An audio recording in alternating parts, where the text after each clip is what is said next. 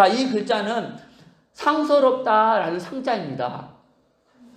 옛날 사극에 보면은 하늘에 특별한 현상이 있을 때 하늘을 쳐다보면서 뭐라고 말합니까? 아, 상서로울 징조고. 이런 말 들어봤죠? 자, 해석하면요. 하나님의 어린 양에 대한 징조. 할렐루야. 자, 이 글자는요, 성경적인 배경이 있습니다. 하나님이 죄를 지은 아담과 하와를 징계했잖아요. 그렇죠? 그런데 이 하와를 유혹한 이 사단을 심판했거든요. 그런데 이 사단을 심판하는 그 말씀 속에 이 구원의 길이 담겨 있어요. 자, 우리 창세기 3장 15절 시작. 내가 너로 여자와 원수가 되게 하고 내 후손도 여자의 후손과 원수가 되게 하리니 여자의 후손은 내 머리를 상하게 할 것이요 너는 그의 발꿈치를 상하게 할 것이니라 하시고. 여기 보면 이 여자의 후손이 히브리 말로 메시아입니다. 헬라어로는 뭐예요? 그리스도. 그리고 지난 시간에 이 의자를 설명할 때 하나님의 어린 양이라고 했습니다. 기억나시죠? 그래서 이 여자의 후손 메시아 그리스도 하나님의 어린 양은 다 따라서 같은 뜻이다. 같은 뜻이다. 그렇죠. 같은 뜻입니다. 자, 무슨 말이냐면 앞으로 여자의 후손 곧 그리스도가 와서 사단 너의 머리를 깨고 인류를 구원할 것이다 이 말입니다. 할렐루야. 그리고 하나님께서요 해와 달과 이 별들을 만드신 목적 중에 하나가 뭔지 아세요? 해와 달과 별들을 만들었잖아요. 그 목적 중에 하나가 이 그리스도 여자의 후손이 이 땅에 올 때 하늘에서 이 징조를 나타내 주기 위해서였어요. 자, 우리 창세기 1장 14절 같이 읽겠습니다. 시작. 하늘의 궁창에 광명체들이 있어 낮과 밤을 나누게 하고 그것들로 징조와 계절과 날과 해를 이루게 하라. 아멘. 그것들로 무엇을? 징조. 자, 무슨 뜻이냐면요. 앞으로 여자의 후손 곧 그리스도가 인류를 구원하기 위해서 이 세상에 올 텐데 올 때 하늘에서 무엇이 있을 것이다? 징조가 있을 것이다. 입니다. 그래서 아담과 하와 이후로 사람들은요 여자의 후손 이 그리스도의 탄생을 기다리면서 계속 어디를 관찰했을까요? 그렇죠. 별들을 관찰했어요. 아니 하늘에 하나님이 이 구원자 그리스도가 올 때 분명히 징조를 보여준다고 했는데 언제나 오실까? 그래서 그 징조를 보고 찾아온 사람들이 누구였죠? 동방박사들이었습니다. 우리 창세기 2장 마태복음 2장 1절 2절 시작. 예수께서 유대 베들레헴에서 나심에 동방으로부터 박사들이 예루살렘에 이르러 말하되 유대인의 왕으로 나신 이가 어디 계시냐? 우리가 동방에서 그의 별을 보고 그에게 경배하러 왔노라 하니. 할렐루야. 동방에서 그의 무엇을 보고? 별을 보고 그랬어요. 그런데 놀라운 것은요, 고대 중국 사람들도 하늘에서 무슨 특별한 현상이 나타났을 때 다 무엇과 연관 지으려고 했는지 아세요? 따라합시다. 하나님의 어린 양에 대한 징조가 아니겠느냐. 그러면서 탄식했던 말이 오호 상서로울 징조고. 할렐루야. 여러분 고대 중국 사람들이 이렇게 탄식했다는 것은요 고대 중국 사람들도 누구를 기다려왔다는 거예요? 그렇죠. 바로 하나님의 어린 양이신 여자의 후손 곧 이 그리스도를 기다려왔다는 것입니다. 할렐루야. 유대인들이 수천 년 동안 여자의 후손 이 그리스도를 기다려 왔을 때요, 고대 중국 사람들도 동일하게 하나님의 어린 양이신 이 그리스도를 기다려 왔다는 것입니다. 이 지구상에 사는 사람이라면 다 문제를 가지고 살아갑니다. 어떤 분은 불면증, 우울증에 빠져서 고통당하고, 또 어떤 분은 가난, 또 사고, 질병에 걸려서 고통당하고, 또 어떤 분은 사업에 실패해서 도박에 빠져서 실업자, 각종 중독에 빠져서 고통당하고, 또 어떤 가정은 부부 문제로, 자녀 문제로 고통당하고, 더 큰 문제는 죽으면 영원한 지옥불에 떨어지고, 또 본인의 영적 문제를 자녀에게 대물림합니다. 그럼 이들 문제의 근본 원인이 무엇입니까? 바로 하나님을 떠난 문제입니다. 여러분, 이 세상에는 두 종류의 신이 있습니다. 바로 사람 이 만든 신과 사람을 만든 신입니다. 여러분은 누가 참신이라고 생각하십니까? 당연히 사람을 만든 신입니다.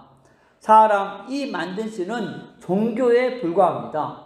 그럼 누가 저와 여러분의 영혼을 만드셨습니까? 바로 하나님이십니다. 그래서 하나님만 참신입니다. 물고기가 물속에 있을 때는 너무너무 행복합니다. 그렇듯이 사람이 하나님 안에 있을 때는 이 땅을 정복하고 다스리고 누리는 축복을 받았습니다. 그런데 그 행복의 근원이신 하나님을 떠나서 지금 저와 여러분의 모든 문제가 온 것입니다. 그럼 왜 하나님을 떠났습니까? 바로 사탄에게 속아서 죄를 지었기 때문입니다. 그런데 죄 중에 가장 큰 죄는 내가 하나님 자리에 앉아서 하나님 기준으로 살지 않고 내 지식과 경험을 기준 삼아서 사는 것입니다. 그런데 세상 사람들은 본인의 문제가 위에 세 가지 문제 때문에 왔다는 것을 모릅니다. 그래서 과학으로, 종교로, 철학으로, 선행으로 이들 문제를 해결하려고 하지만 해결 안 되고 점점 더 커집니다. 그런데 사랑이 많으신 하나님께서 이 세 가지 문제를 해결하기 위해서 한 구원자를 보내주셨는데 그분이 바로 그리스도이십니다. 그리스도께서 2000년 전에 이 땅에 오셔서 십자가에서 피 흘려 죽으셨습니다. 나라마다 법이 있어서 죄를 지으면 감옥에 보내서 고통을 받게 합니다. 그런데 죄를 지었는데 감옥에 안 보내면 어떻게 되겠습니까? 나라가 존재할 수가 없습니다. 그러듯이 하나님 나라에도 법이 있습니다. 바로 로마서 6장 23절 말씀에 죄의 삭은 사망이다입니다.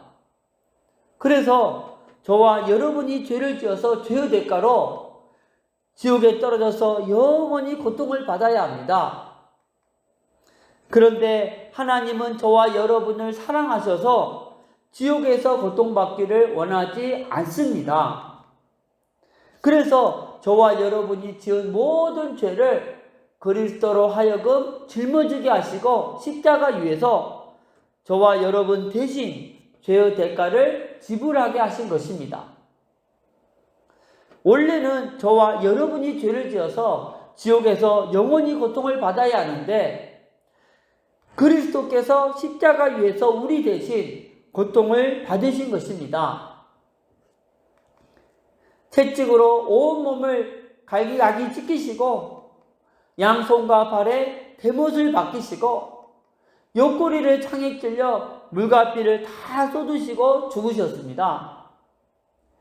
그 십자가의 피를 통해서 만왕의 왕으로 사탄의 머리를 박살내시고 우리에게 자유를 주시고 대제사장으로 우리의 원죄와 모든 죄를 씻어주시고 죄와 저주에서 해방시켜 주시고 참 선지자로 하나님 떠난 문제를 해결하시고 하나님 만나는 길을 열어 주셨습니다. 그리고 3일 만에 부활하심을 통해서 이 세 가지 근본 문제를 해결하시고 이 땅에 계셨을 때에 하신 모든 말씀이 사실이심을 확증하셨습니다. 그럼 누가 이 위대한 그리스도이십니까? 바로 하나님의 아들로서 이 땅에 오신 예수님이 그 그리스도이십니다.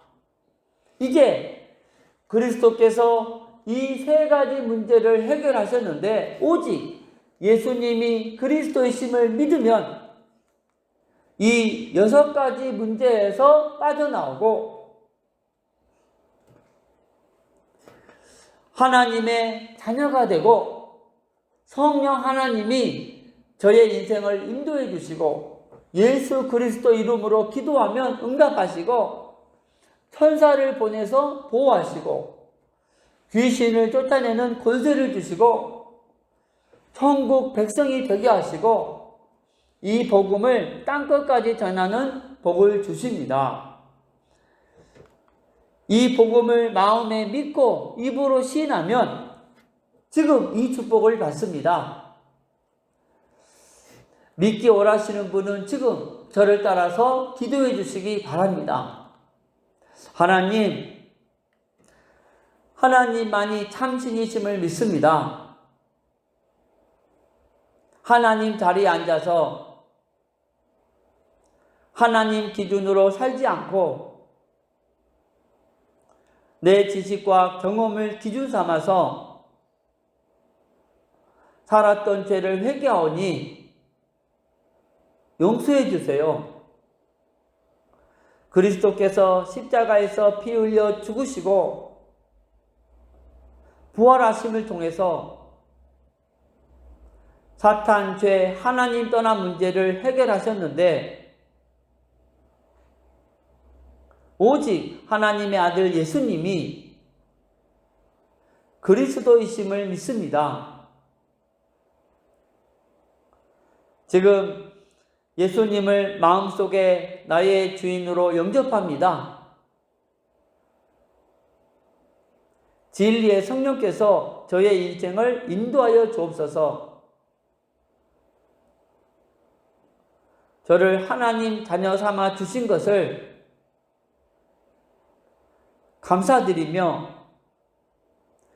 예수 그리스도 이름으로 기도드립니다. 아멘. 이제 여러분은 이미 하나님의 자녀가 되었습니다. 부활하신 예수님이 여러분 마음속에 들어가셨습니다.